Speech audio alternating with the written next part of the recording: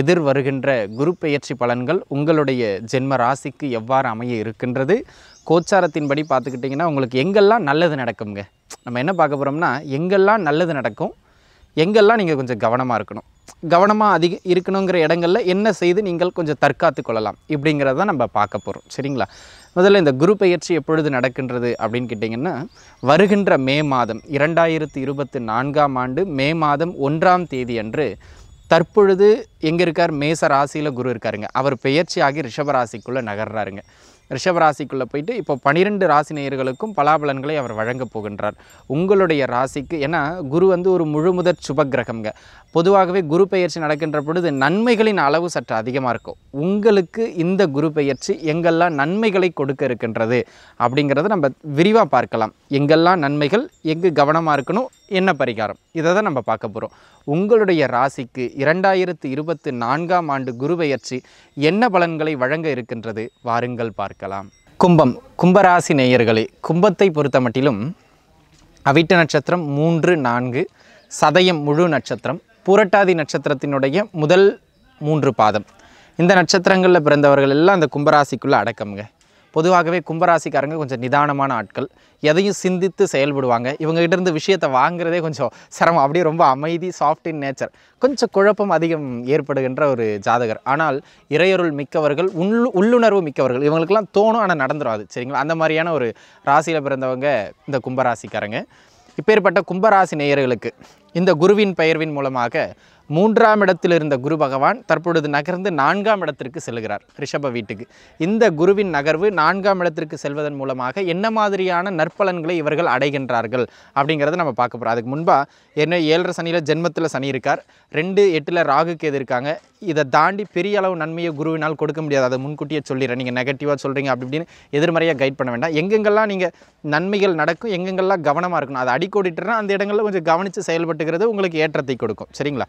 முதல்ல எங்கெல்லாம் நன்மைகள். அன்பு நண்பர்களே, இந்த காலகட்டத்தை பொறுத்த மட்டிலும் சரியான வேலை கிடைக்கல, வேலை வாய்ப்புகள் இல்லாமல் ரொம்ப சிரமப்பட்டுக்கிட்டு இருக்கேன் அப்படிங்கிற நண்பர்களுக்கு ஓஹோன்னு இருக்கிற வேலை கிடைக்குன்னு நான் சொல்லலை.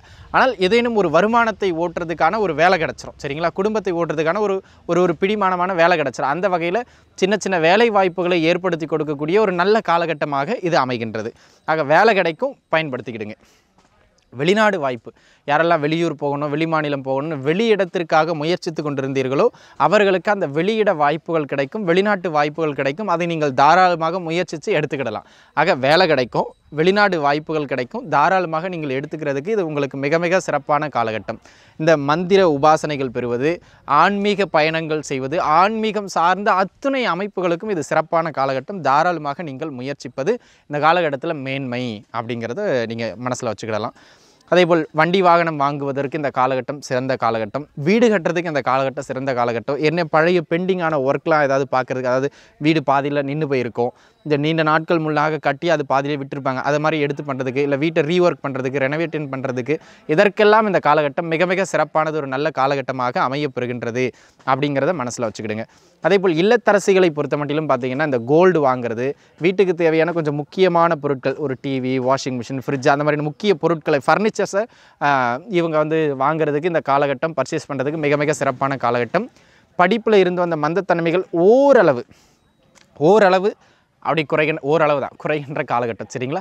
ஆக ரொம்ப இங்கே பாருங்கள், குழந்தை பாக்கியம், கல்யாணம், இதை கோச்சாரம் தடை செய்யாது.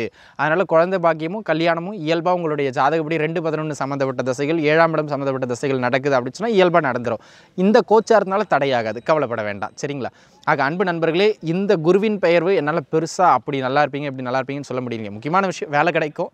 தொழிலில் இருந்து வந்த மிக கடுமையான நெருக்கடிகள் ஓரளவு குறைஞ்சி பரவாயில்ல அப்படிங்கிற அளவுக்கு ஒரு நகர்வு கிடைக்கும். தொழில் உத்தியோகத்தில் ஒரு நகர்வு கிடைக்கும், அவ்வளவுதான். சரிங்களா? அதனை அடுத்து இந்த பொருட்கள் வாங்குறதுக்கு, வீடு கட்டுறதுக்கு, பழைய ஒர்க்லாம் பார்க்குறதுக்கு இந்த காலகட்டம் சிறப்பானது ஒரு காலகட்டம். இதை தாண்டி ஒரு பெரிய ஏற்றமான அமைப்புகள் அப்படின்னு கேட்டால் வெளிநாடு வாய்ப்புகளுக்கான அமைப்பு இந்த காலகட்டத்தில் சிறப்பாக உண்டு. ஆக வெளிநாடு முயற்சிகளை தாராளமாக எடுக்கலாம். இந்த விஷயங்களுக்கு இந்த காலகட்டம் சிறப்பானதாக அமைகின்றது. சரிங்க. இதனை அடுத்து எங்கெல்லாம் கவனமாக இருக்கணும் அப்படின்னு கேட்டுக்கிட்டிங்கன்னா, கவனமாக இருக்கணும் அப்படிங்கிற இடம் தாங்க ஒரு லிஸ்ட்டே உண்டு. இங்கே பாருங்கள், இது வந்து உங்களை பின்னடைவான மனநிலை கொண்டு போகிறதுக்கோ டிமோட்டிவேட் பண்ணுறதுக்கோ கிடையாது. இங்கெல்லாம் கொஞ்சம் கவனிச்சிருந்துங்க அப்படிங்கிறதுக்காக தான் சொல்கிறேன். சுருக்கமாகவே சொல்லிடுறேன்.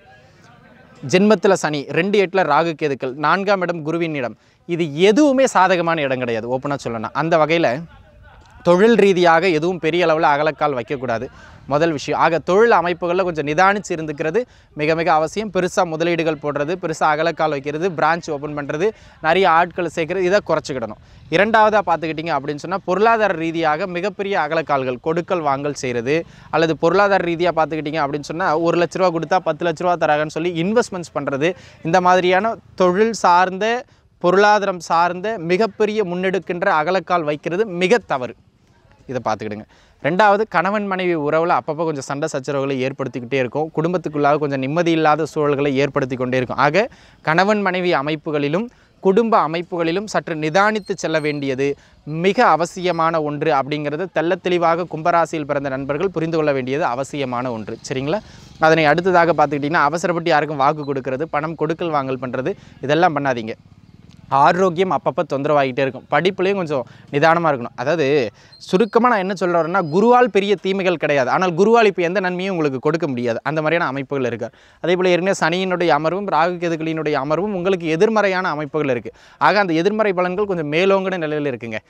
கல்யாண வாழ்க்கை, அதாவது குடும்ப வாழ்க்கை, பொருளாதார அமைப்பு, தொழில் அமைப்புகள், அதே போல் ஆரோக்கிய அமைப்புகள்னு இந்த முக்கிய 4 அமைப்புகளிலும் பெருசாக அகலக்கால் வைக்காமல் கொஞ்சம் நிதானித்து இருந்துக்கிறது நல்லது. ஏன்னா இங்கெல்லாம் பெரிய ஏற்றங்களுக்கான அமைப்புகளில் கும்பராசி நேயர்களுக்கு இல்லை. சரிங்களா? அதனால் உச்சந்தலையிலிருந்து உள்ளங்கால் வரையிலும் அகலக்கால் வைக்காமல் இருந்துக்கிடணும். இது ஒரு பொதுவான பலன்கள். உங்கள் சுய ஜாதகப்படி நல்ல தசாபுக்திகள் போதுன்னா அதை நீங்கள் ஜோதிடர்கிட்ட பார்த்துட்டு ஓரளவு தொழில் பண்ணிக்கிடலாம், மற்ற விஷயங்கள் பொருளாதார இன்வெஸ்ட்மெண்ட்ஸ் பண்ணிக்கலாம். ஆனால் ஜாதகமும் சிறப்பில்லை, ஜாதக தசாபுக்தியிலும் சிறப்பில்லைன்னா அகலக்கால் வச்சிங்க சிக்கிடுவீங்க.